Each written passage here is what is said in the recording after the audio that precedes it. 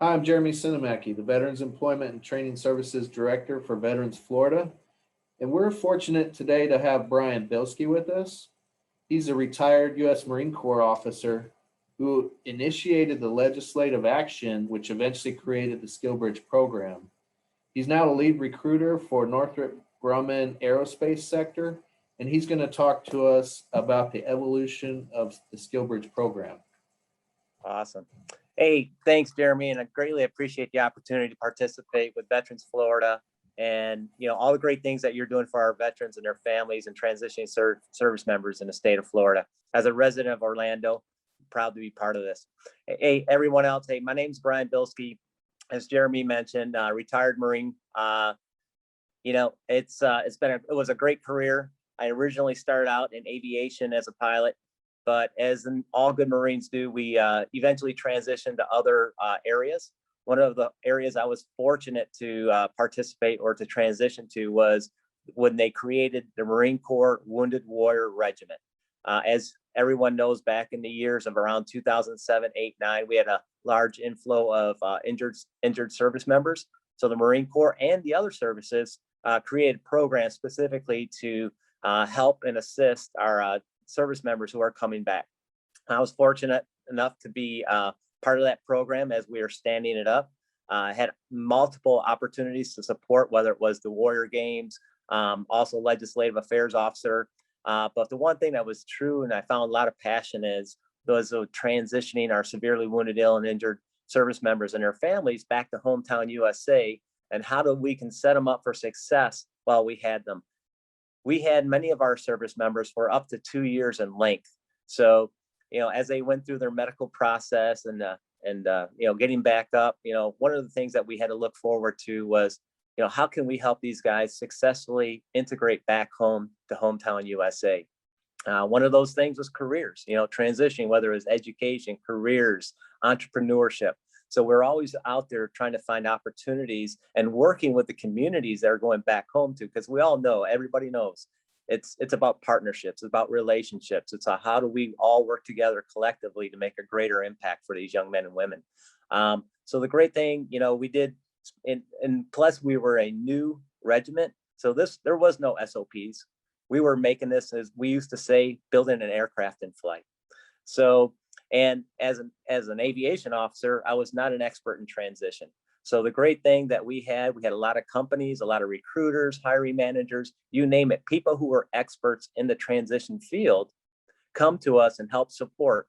And as we all know, as military service members or as other leaders, taking that information in, using critical thinking, and I always said, I was the average guy in the street. What's going to work best for our service members and their families? So that which one of those things that we were working with at the time out of the Wounded Warrior Care Policy up in DC was a program called Operation Warfighter.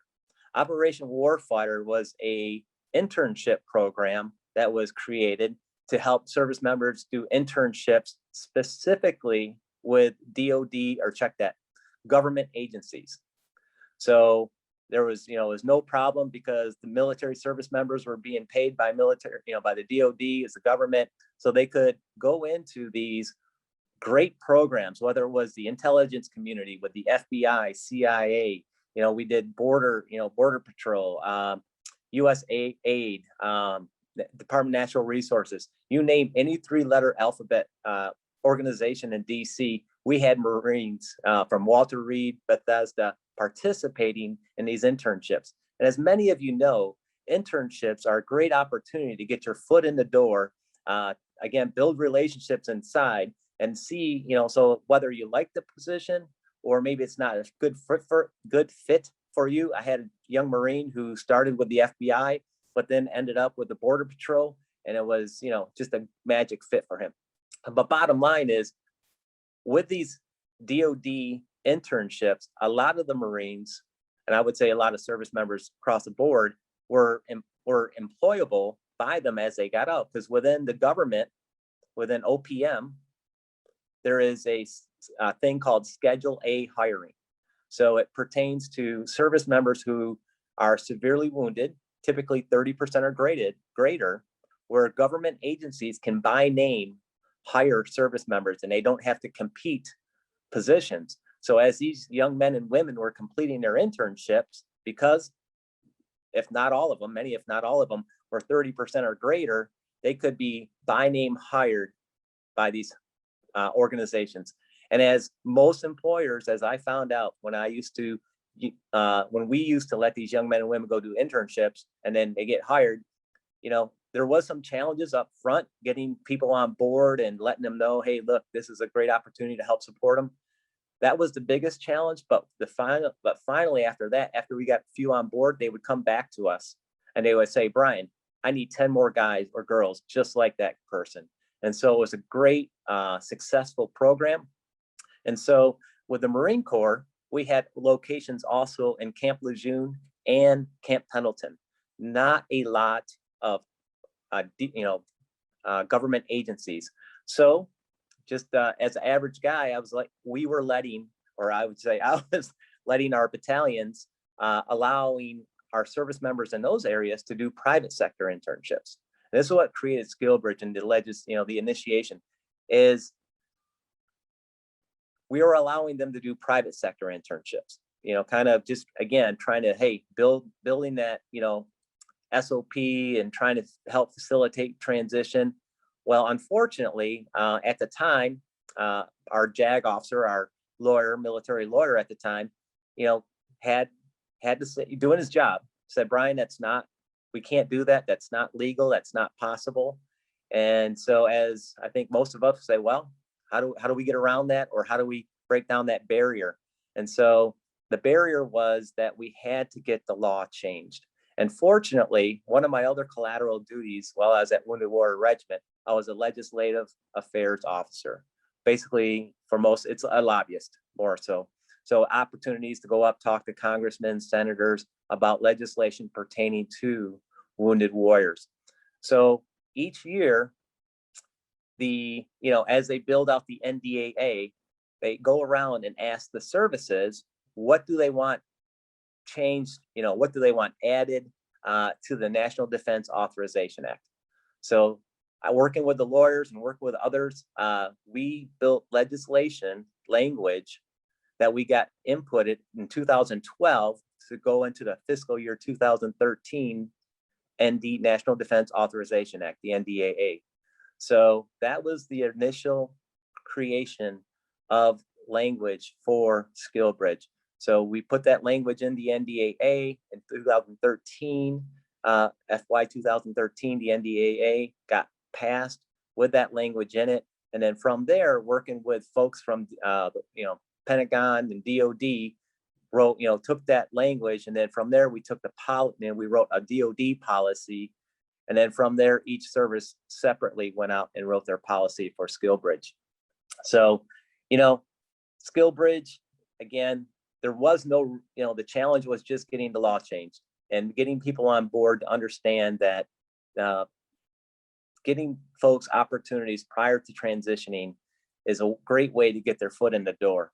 We've had many successes, like I said, too many to mention within the Marine Corps and the Marines that took advantage of it, whether it was with 3-digit letter government agencies and or with private sector. I know personally here at Northrop Grumman, we have a SkillBridge program where it's been pretty successful.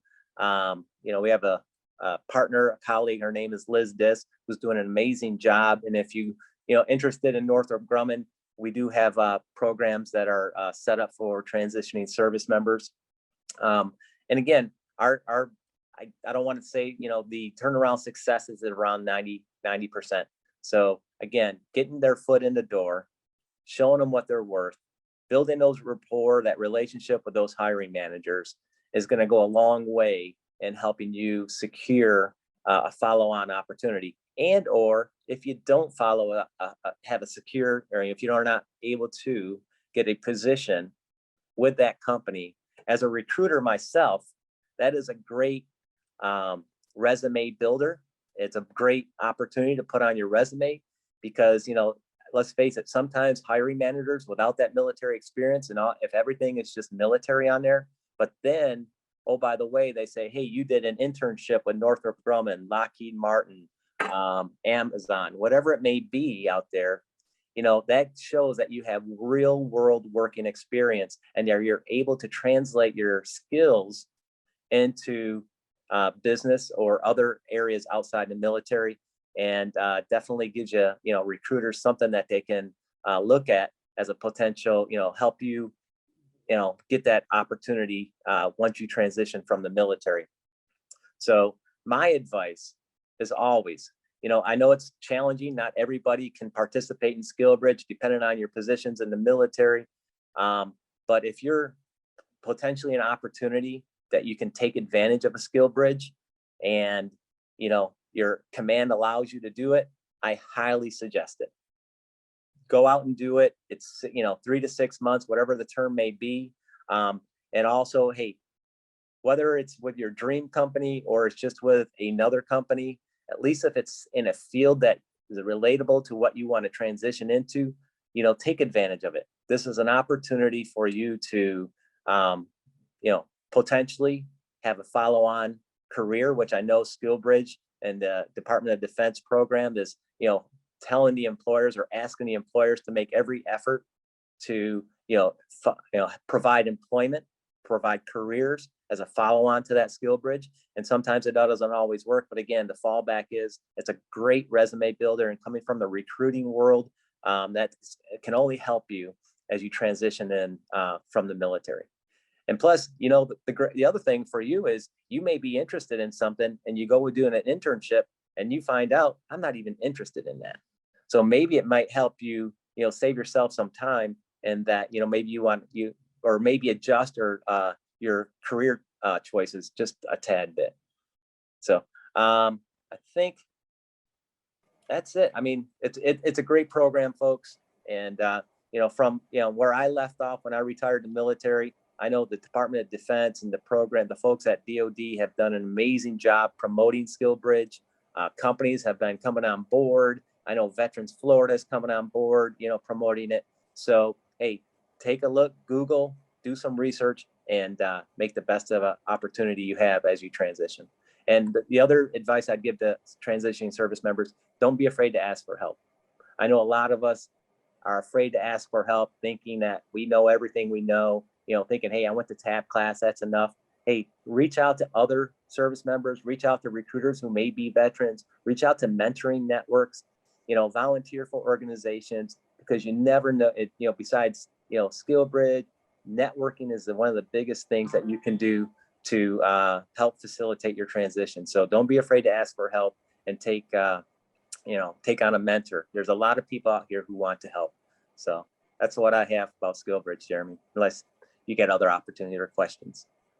Well, thank you, Brian. We're certainly glad that you saw the opportunity and the need and actually made that happen through legislation so that we could have this program that we have today. And you probably didn't foresee working at Northrop Grumman and still employing people with SkillBridge after the fact.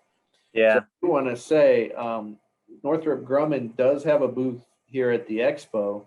And so you'll be able to find out about careers, including SkillBridge and other careers at Northrop Grumman by visiting their booth, their employer booth here at the expo. Brian, the only other question I have is if somebody would like to get a hold of your team about opportunities at Northrop Grumman, how would we do that? Yeah, definitely. You can definitely go to our career page. I don't have a way to give you a link right now, but go to our career page. You can Google SkillBridge, Northrop Grumman. We have a link there. I will be, like you mentioned, I'll have a booth. I can provide information there. So yeah, or they can connect with me on LinkedIn, Brian Bilski, and I will definitely share with them the information with SkillBridge and other opportunities with Northrop Grumman. Great. Thanks for joining us today, Brian. You got it. Hey, and thanks again for the opportunity and all the great work you're doing and the team at Veterans Florida is doing to help support our service members, our veterans and their families. Certainly. And if anybody has difficulty getting a hold of Brian and his team at Northrop Grumman, you can always find information about our employers at www.veteransflorida.org. Awesome. All right. Hey, looking forward to seeing everybody. Thank you. Thanks, Jeremy.